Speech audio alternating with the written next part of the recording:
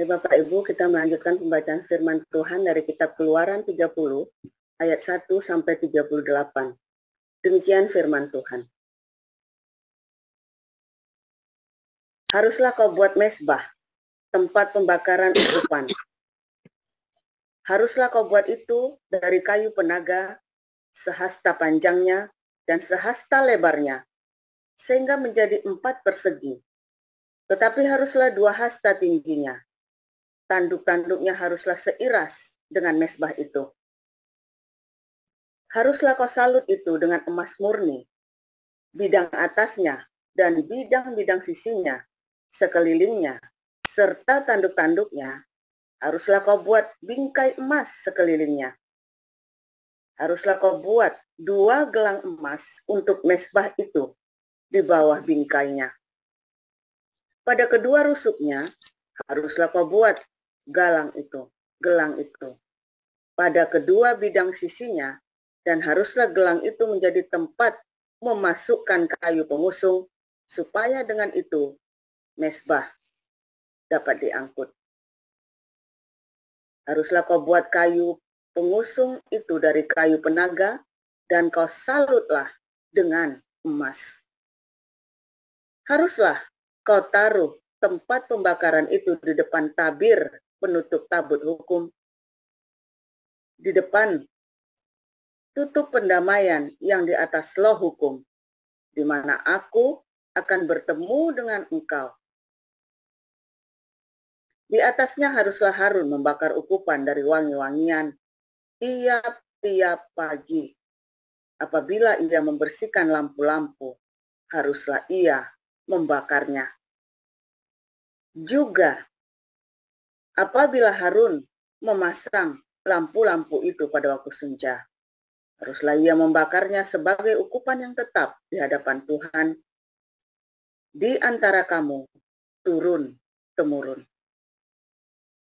Di atas mezbah itu, janganlah kamu mempersembahkan ukupan yang lain, ataupun korban bakaran, ataupun korban sajian, juga korban curahan, janganlah kamu curahkan di atasnya.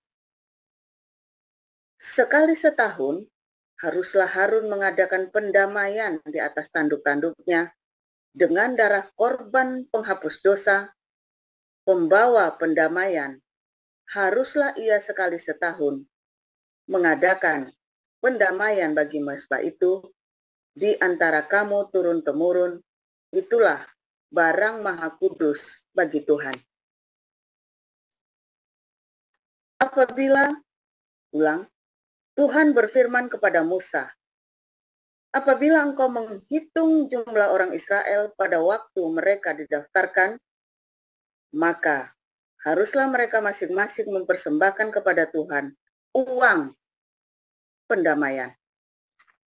Karena nyawanya, pada waktu orang mendaftarkan mereka, supaya jangan ada tulah di antara mereka pada waktu pendaftarannya itu. Inilah yang harus dipersembahkan tiap-tiap orang yang akan termasuk orang-orang yang terdaftar itu.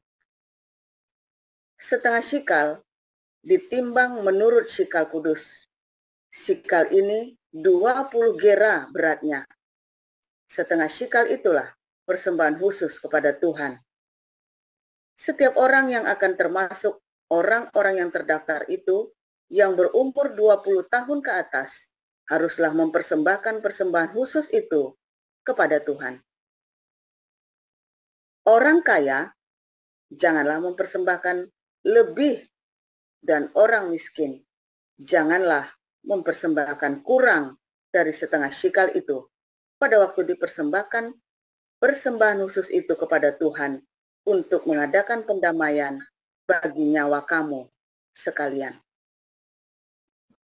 Dan haruslah engkau memungut uang pendamaian itu dari orang Israel dan menggunakannya untuk ibadah dalam kemah pertemuan, supaya itu menjadi peringatan di hadapan Tuhan untuk mengingat kepada orang Israel dan untuk mengadakan pendamaian bagi nyawa kamu sekalian. Berfirmanlah Tuhan kepada Musa, haruslah engkau membuat bejana dan juga alasnya dari tembaga untuk pembasuhan, dan kau tempatkanlah itu antara kemah pertemuan dan mezbah, dan kau taruhlah air ke dalamnya. Maka Harun dan anak-anaknya haruslah membasuh tangan dan kaki mereka dengan air dari dalamnya. Apabila mereka masuk ke dalam kemah pertemuan, haruslah mereka membasuh tangan dan kaki dengan air, supaya mereka jangan mati. Demikian juga apabila mereka datang ke mezbah itu untuk menyelenggarakan kebaktian dan untuk membakar korban api-apian bagi Tuhan, haruslah mereka membasuh tangan dan kaki mereka, supaya mereka jangan mati. Itulah yang harus menjadi ketetapan bagi orang untuk selama-lamanya. Ulang, itulah yang harus menjadi ketetapan bagi mereka untuk selama-lamanya, bagi dia dan bagi keturunannya turun-temurun.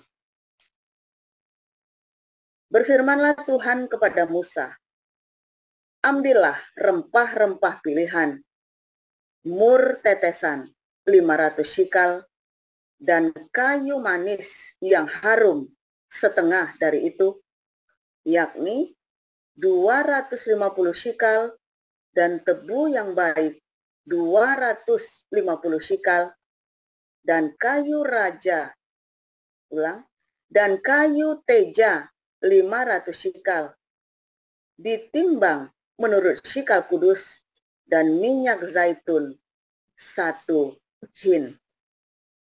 Haruslah kau buat semuanya itu menjadi minyak urapan yang kudus, suatu campuran rempah-rempah yang dicampur dengan cermat, seperti buatan seorang tukang campur rempah-rempah. Itulah yang harus menjadi minyak urapan yang kudus.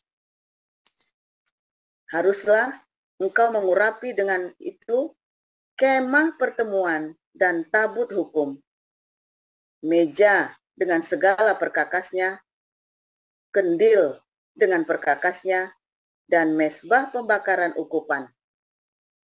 Mezbah korban bakaran dengan segala perkakasnya, bejana pembasuhan dengan alasnya.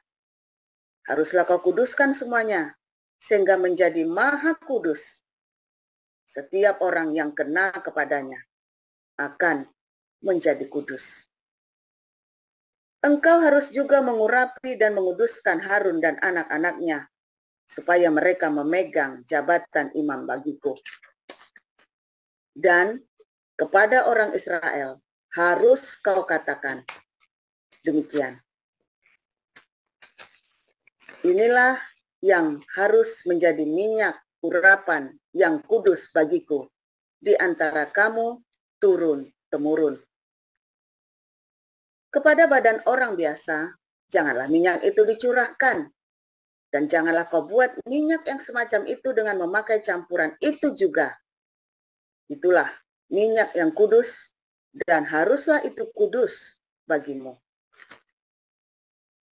Orang yang mencampur rempah-rempah menjadi minyak yang semacam itu, atau yang membubuhnya pada badan orang awam, haruslah dilenyapkan di antara bangsanya.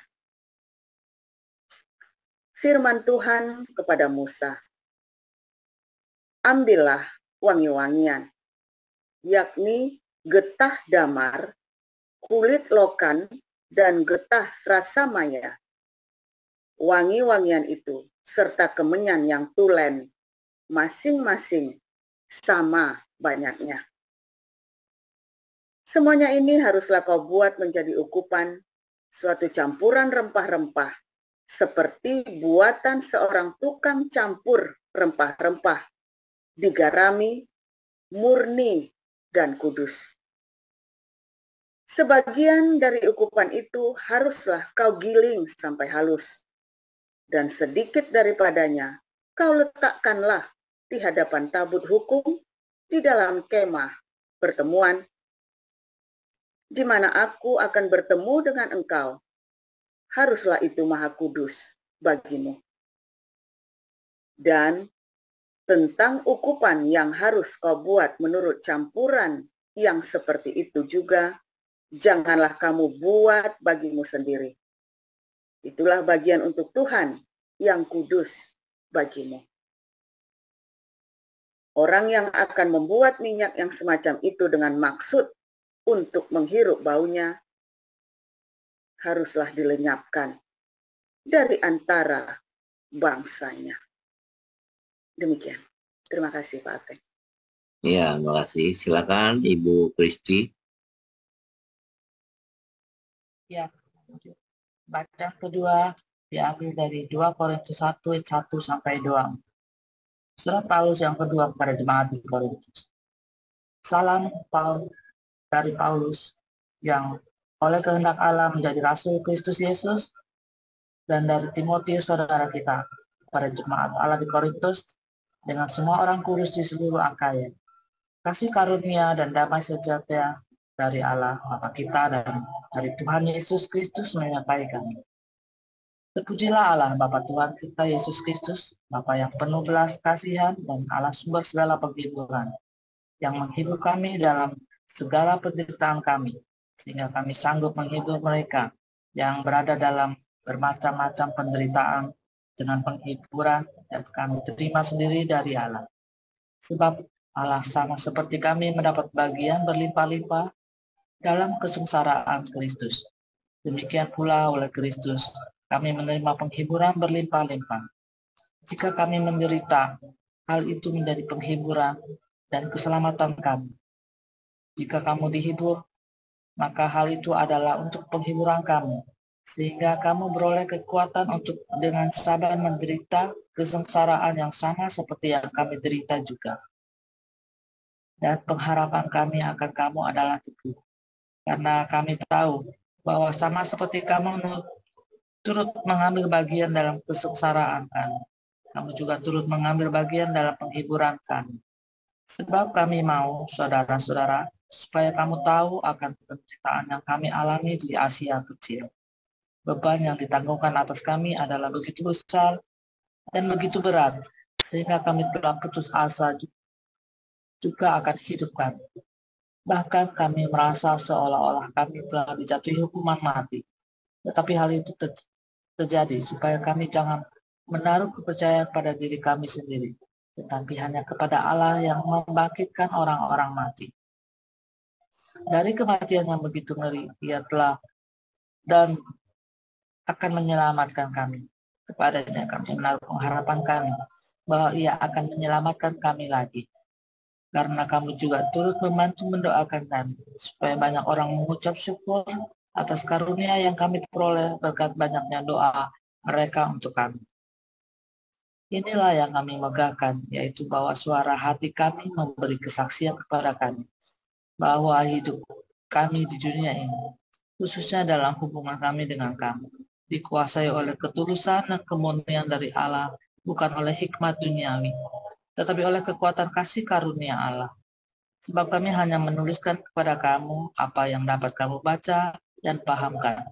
Dan aku harap mudah-mudahan kamu akan memahaminya sepenuhnya, seperti yang telah kamu pahamkan sebagiannya dari kami, yaitu bahwa pada hari Tuhan Yesus kamu akan bermegah atas kami, seperti kami juga bermegah atas kamu. Berdasarkan keyakinan ini, aku pernah merencanakan untuk mengunjungi kamu dahulu, supaya kamu boleh menerima kasih karunia untuk kedua kalinya. Kemudian, aku mau meneruskan perjalananku ke Makedonia, lalu dari Makedonia kembali lagi kepada kamu, supaya kamu menolong aku dalam perjalananku ke Yudea. Jadi, adakah aku bertindak serampangan dalam merencanakan hal ini? Atau adakah aku membuat rencanaku itu menurut keinginanku sendiri? Sebab padaku serentak terdapat ya dan tidak. Demi Allah yang setia, janji kami kepada kamu bukanlah serentak ya dan tidak. Karena Yesus Kristus, anak Allah yang telah kami beritakan di tengah-tengah kamu, yaitu olehku dan oleh Silvanus dan Timotius, bukanlah ya dan tidak, tetapi sebaliknya iya sebab Kristus adalah ya bagi semua janji Allah. Itulah sebabnya oleh Dia kita mengatakan amin untuk memuliakan Allah.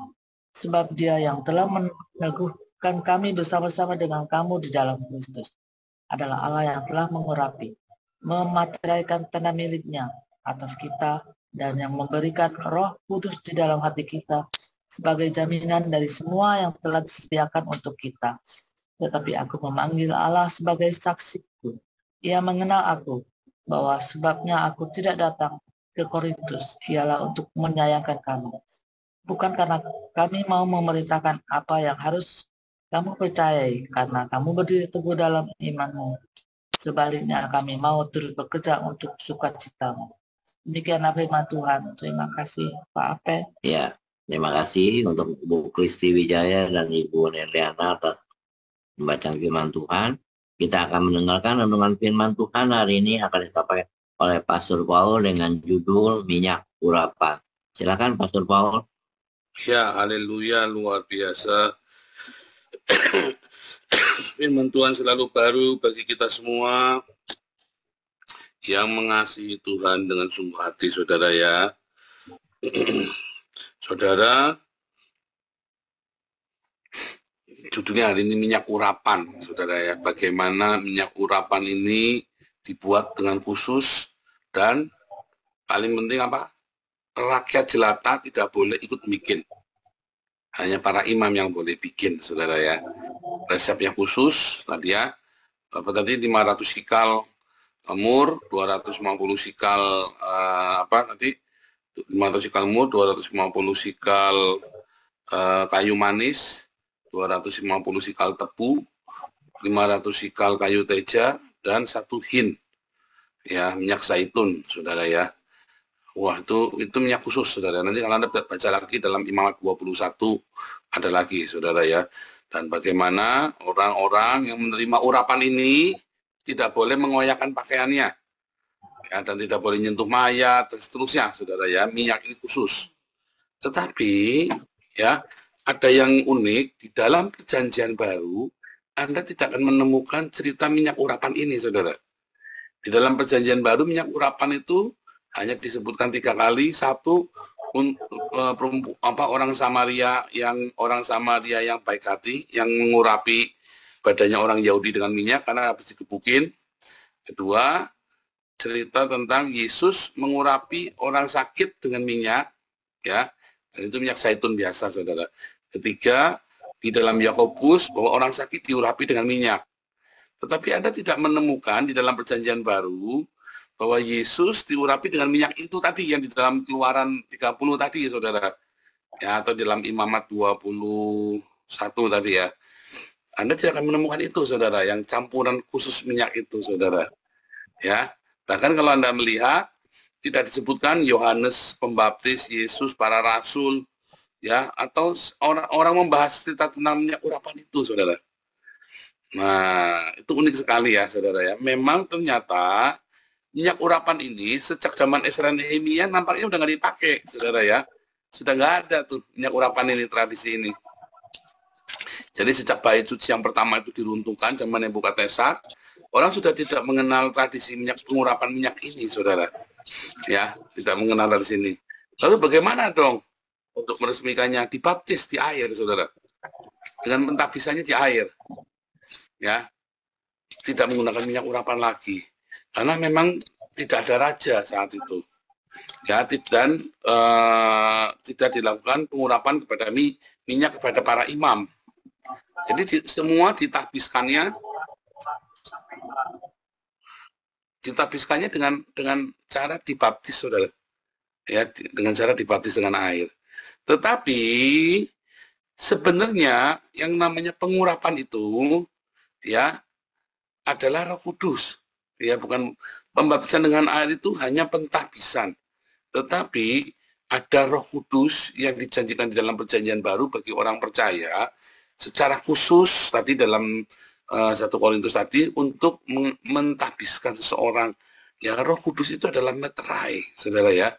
Ada meterai. Anda kalau baca 1 Yohanes 5 bisa tolong dibukakan nggak 1 Yohanes 5 ayat 1 Yohanes 5 ayat 8, saudara ya. 1 Yohanes, saya bacaan aja ya, biar cepat ya. 1 Yohanes 5 ayat 8. Ada 3 yang memberi kesaksian di bumi, itu nggak ada ya, saudara ya. Jadi ceritanya begini nih, 1 Yohanes 5 ayat 7, sebab ada 3 yang memberi kesaksian, roh dan air dan darah, dan ketiganya adalah satu. Roh, air, dan darah. Ya. Tetapi kalau tadi Anda membaca di dalam 1 Korintus 2 tadi, dikatakan bahwa kita dimeteraikan. 1 Korintus 2. Jadi apa tadi? 2 Korintus 1. 2 Korintus. Dalam 2 Korintus 1, tadi Anda dikatakan tadi bahwa kita dimeteraikan, saudara ya. Kita dimeteraikan dengan Roh Kudusnya, saudara ya. Menarik ya. Jadi ternyata ya Roh Kudus itu adalah sebuah tanda buat kita, sama seperti para imam atau raja yang dituangi dengan minyak yang khusus itu tadi, saudara. Nah, sering orang bertanya, apa bedanya ketika orang Kristen bersedekah dan ketika orang yang percaya kepada Yesus bersedekah dan orang yang di luar Yesus bersedekah? Ya, sama saja, saudara, sama saja. Sedekahnya, tindakannya semua sama. Yang membedakan apa, saudara? Apabila Anda bersedekah karena digerakkan oleh Roh Kudus. Ya, apabila Anda kemudian mendapat pengurapan itu, karena ketika pengurapan itu ada pada raja-raja atau para hakim, maka tiba-tiba berkuasalah Roh Tuhan. Nah, ketika orang itu diurapi, maka berkuasalah Roh Tuhan pada orang itu, saudara. Itu yang membedakan. Banyak orang berbuat baik karena dia punya belas kasihan.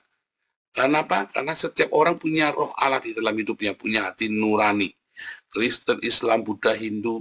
Tetapi ada orang yang penuh dengan Roh Kudus, dengan pengurapan khusus ini, yang kemudian dia punya kuasa untuk berbuat baik.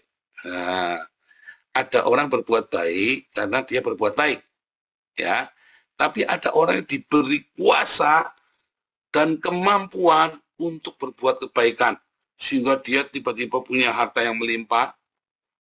Ya, misalnya saya nih, kita diakonia, saya kan saya, ya kan. Apakah itu duitnya saya? Bukan, saudara. Anda mempercayakan kepada komunitas yang saya pimpin, ya itu adalah kuasa dari Roh Kudus. Sehingga kita bisa menggerakkannya, saudara. Anda ikut. Anda cepetan nebeng. Kenapa? Karena ketika para raja atau para hakim ini diberi kuasa Roh Kudus, dia ambil, misalnya Samson, dia ambil tangan keledai, Daud tiba-tiba setahun, tiba-tiba penuh Roh Kudus, dia berkuasa. Para pasukan ikut semua, saudara. Karena Anda akan berkemenangan juga bersama dengan dia.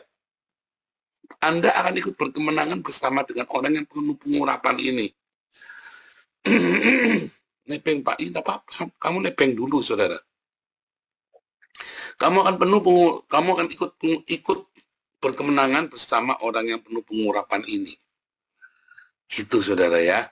Saudara, komunitas kita adalah sebuah komunitas ya yang digerakkan oleh diakonia. Berkumpulnya komunitas ini gara-gara apa, saudara? Gara-gara diakonia. Gara-gara kita melakukan gerakan diakonia yang masif ya dan ekstrim. Ya, saudara ya, yang belum pernah dilakukan oleh gereja manapun di Indonesia, belum pernah terjadi, saudara. Itu yang kita lakukan, komunitas kita. Gerakan diakonia yang masif dan ekstrim, bukan karena jumlahnya, tetapi karena setiap kolektor, setiap rupiah yang ada di sini adalah untuk diakonia, saudara. 90%, tentu yang 10% adalah untuk operasional ya. Tetapi semuanya digunakan untuk diakonia. Belum ada gereja di Indonesia yang melakukan seperti yang kita lakukan. Dari mana? Karena ada kuasa, ada pengurapan Roh Kudus. Kepada saya sebagai gembala, ya, saya diberi kuasa, saya berjalan, the man of vision, lalu orang-orang semua ikut, ngasih uang, ngasih apa, Anda ikut teratur, urun tenaga, urun semua, ya, saudara ya. Nah, itulah saudara, itulah sebuah pengurapan khusus yang tidak akan bisa diduplikasi. Yang tidak akan bisa diduplikasi oleh agama manapun, ya, oleh kegiatan apapun, karena itu murni, original. Kamu tidak bisa niru dan tidak boleh meniru. Tidak bolehnya ini dalam arti ya bisa ditiru tadi ya, minyaknya itu dibikin ditiru bisa, tapi tidak boleh. Artinya Roh Kudus ini itu original, saudara, gerakan itu. Itulah sebabnya ketika orang-orang berusaha ikut-ikut pada habis. Dan kita masih jalan terus. Ketika orang berusaha memfitnah kita, mental semua. Kita tetap jalan terus. Nah, saudara, pesannya apa? Masuklah cepat-cepat, saudara. Ikutlah cepat-cepat di dalam gerbong ini, saudara. Sama seperti hakim-hakim, sama seperti Saul, Daud, berkuasalah roh Tuhan atas, ya, itu diurapin, tabung minyaknya digurujuk itu, maka berkuasalah Tuhan. Lalu orang semua ikut gerbongnya dia, bahkan para penjahat pun ikut Daud, ikut berkemenangan, saudara. Ajaib nggak, saudara? Yang kumpul sama Daud di Gua Adulam, ini adalah orang-orang penjahat, kriminal, saudara. Tetapi ikut berkemenangan gara-gara ada Daud yang penuh urapan. Ya, saudara ya. Itulah sebabnya, ayo, enggak apa-apa, kamu ikut-ikut. Sampai kamu akhirnya mendapatkan urapan itu sendiri. Di zaman Perjanjian Lama, hanya orang tertentu yang mendapat pengurapan itu. Di zaman Perjanjian Baru, pengurapan itu dibuka bagi orang yang percaya kepada Yesus. Hari ini kamu belajar di sini. Hari ini kamu melihat ada urapan yang kuat mengalir dari komunitas ini, komunitas diakonia. Ya, ini kan kita adalah sebuah movement, revival. Dengan diakonia, kita komunitas diakonia yang militan, saudara ya. Tetapi Anda akan punya urapan sendiri sesuai dengan panggilanmu masing-masing nanti, yang tidak akan lepas dari diakonia, tetapi kamu akan punya urapan sendiri, saudara.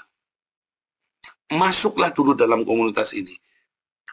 Minumlah air sebanyak-banyaknya. Timbalah ilmu sebanyak-banyaknya, saudara. Dapatkan kasih karunia sebanyak-banyaknya. Sebab urapan itu bagi Anda, miskin, kaya, berpendidikan apapun Anda, semuanya Anda punya jatah pengurapan itu, saudara. Karena pengurapan itu bukan monopoli saya saja. Di zaman Perjanjian Baru, pengurapan bukan monopoli dari satu orang pemimpin. Tetapi semua orang, semua jemaat dipenuhi dengan urapan. Anda lihat, Stefanus, diaken, bisa melakukan banyak mujizat, saudara. Dipenuhi urapan. Bukan cuma Petrus, bukan cuma 12, bukan cuma 11 rasul, bukan cuma para murid-murid Yesus yang ada 120 itu. Semua orang dipakai Tuhan dengan pengurapan yang luar biasa. Ditandai, saudara, Anda dan saya. Kita semua ditandai tadi dengan minyak urapan tadi ketika Anda serius dengan komunitas ini. Jangan kayak Anania Safira, main-main, saudara. Tapi kalau Anda sungguh-sungguh di dalam pengurapan ini, pekerjaanmu akan diberkati, hidupmu diberkati, keluargamu dipulihkan. Bahkan ada banyak mujizat. Kamu yang sudah terlibat, percaya, tanganmu penuh kuasa. Istrimu sakit tumpang tangan, suamimu sakit tumpang tangan, anakmu sakit tumpang tangan, saudara. Jangan pinjol. Aduh, pengurapan pinjol, sedih, saudara. Pengurapannya pinjol, debt kolektor semua nanti yang datang bukan malaikat Tuhan. Yang datang harus malaikat Tuhan. Belajar. Saya nggak mau utang, saya puasa. Gitu, saudara. Ya, ditekadin. Mulai. Anda yang kepepet, jangan kelabakan cari kemana. Saya mau puasa. Ya, anakmu sakit. Kamu butuh uang buat anakmu sekolah. Dalam nama Yesus, nak. Jehovah Jireh. Kamu puasa, saudara. Kami dulu puasa terus, saudara ya. Anak-anak semua ya. Kita semua, waduh, Tuhan cukupkan semua ya. Kita puasa terus, saudara. Kita bertekad kita tidak akan hutang serupiah pun. Akhirnya lulus, saudara ya. Saya namanya busuk sekali. Utang 100.000 aja tidak dikasih, saudara, sama kakak saya. Saking busuknya, saudara. 100.000 aja tidak dikasih lagi. Dulu ya, cuma nyebut nama saya saja, sebut nama saya saja, nggak usah pakai jaminan, saudara, utang itu. Sampai akhirnya nama saya busuk sekali, saudara ya. Bayangin, utang miliaran nggak perlu pakai jaminan saya itu dulu, saudara ya. Utang miliaran nggak perlu pakai jaminan. Ya, tetapi karena ada kesombongan di hati, terakhir 100.000 saja utang, ya, dimaki-maki saya, saudara. 100.000 saja utang dimaki-maki, coba bayangin, menyakitkan hati. Bukan mereka salah, saya yang merusak itu, ya kan, karena kesombongan saya. Tetapi begitu saya bertekad sama Tuhan, saya mau tekad berjalan bersamamu. Apapun yang terjadi, kehendakmu saja yang jadi, Tuhan. Wah, waktu ngomong begitu saya nangis hati ini, saudara ya. Kehendakmu yang jadi, benar-benar, saudara ya. Jadi teladung orang, bahkan orang istilahnya cek remeh saja teladung saya. Saya cuma diem, nangis di hati, saudara ya. Sampai akhirnya nangis beneran. Saya nangis, sampai nangis bener, nangis di hati. Bayangin muka garang, preman, badan keker, saudara ya. Tatonan, nangis, saudara ya. Nangis gara-gara saya pengen ngaplok dia, tapi saya sudah tak tekatin, saudara ya. Saya pengen ngaplok, tapi udah tak tekatin. Saya sudah tekatin apapun yang terjadi, Tuhan, saya akan diam saja. Wah, itu saya nangis itu, saudara. Pengen ngaplok, tapi nangis akhirnya, saudara. Saya cuma diam saja. Orang pikir saya apa gitu ya, saudara ya. Tetapi terus akhirnya tiba-tiba mujizat demi mujizat terjadi dalam hidup saya, saudara. Pemulihan demi pemulihan. Saudara bayangin, ketika Tuhan memberitakan Injil itu, saya dari minus, saudara. Waktu mulai saya pertama kali memberitakan Injil kembali itu dari minus. Saya sekolah teologi ya, semua dimulai dari minus. Sampai saya belajar semua sungguh-sungguh, saya kembali full time sama Tuhan. Ya, pengurapan itu dahsyat sekali, saudara.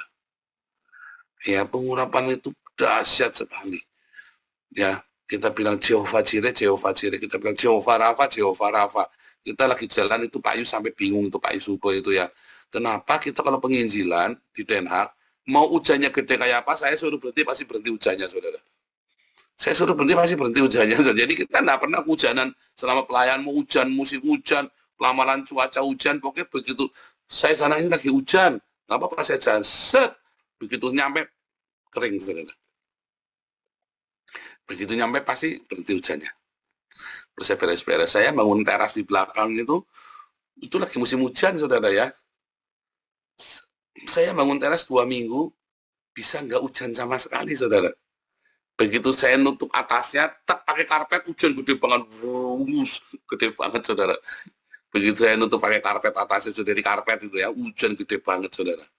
Ajaib kan. Nah itu, saudara ya, mungkin si YC sampai, ya kita tetap siap-siap, cuman saya bilang sama si YC, Pak mau hujan, Pak, enggak, nanti enggak hujan sebentar. Ya pokoknya beres-beres, dalam nama Yesus hujan, berhenti. Saya sambil lihat ke atas, berhenti, saudara. Kalau saya bilang Jehovah Rafa, saudara. Kalau bilang Tuhan sembuhkan, Tuhan sembuhkan. Kalau bilang Tuhan sediakan. Kalau bilang Jehovah Shalom, saudara. Yang penting hatimu harus selalu disalib. Egomu harus selalu siap disalib. Kehendakmu yang jadi, bukan kehendakku. Urapan itu akan mengalir dengan jelas, dengan kuat sekali dalam hidupku, saudara. Ya, dimulai dari apa? Kehendakmu yang jadi. Selalu, dan Anda melekat di dalam komunitas dengan hati yang tulus, hati yang murni. Anda kan ada impartasi urapan itu, karena ini bukan minyak yang kering, yang sudah kena terus kering. Ini adalah sebuah roh, saudara, yang bisa diimpartasikan, yang bisa ditularkan. Urapan ini mengalir, wah cuman online saja ya, gila ya. Ini urapan luar biasa, saudara. Cuman online, Anda saja tidak pernah ketemu sama saya. Di gereja Anda masih nempel-nempel, masih cium-cium bau parfumnya pendeta. Ini Anda nyium baunya saja enggak, saudara. Ya, tapi urapan itu mengalir dengan kuat buat hidupmu, mengalir. Ya, menyembuhkan, memulihkan perekonomianmu, ya, memberikan damai sejahtera buat rumah tanggamu, memberikan kedamaian, memberikan kesembuhan, memberikan kemenangan buat pergumulan hidupmu. Urapan itu mengalir, saudara, dalam nama Yesus. Dan kamu terima urapan itu bukan hanya untukmu, saudara, tapi buat kamu impartasikan lagi ke orang. urapan ini, saudara, gerakan diakonia. Gerakan yang sama di dalam Kisah Rasul 2. Gerakan diakonia, saudara. Gerakan yang sama. Makanya saya yakin sekali ini adalah tahun Jehovah Rafa. Semua yang sakit disembuhkan. Ya, tumpang tangan. Jangan utang-utang. Jangan tabrak sana, tabrak sini. Tumpang tangan, saudara. Jehovah Rafa dalam nama Yesus Kristus. Sembuh. Tuhan Yesus memberkati.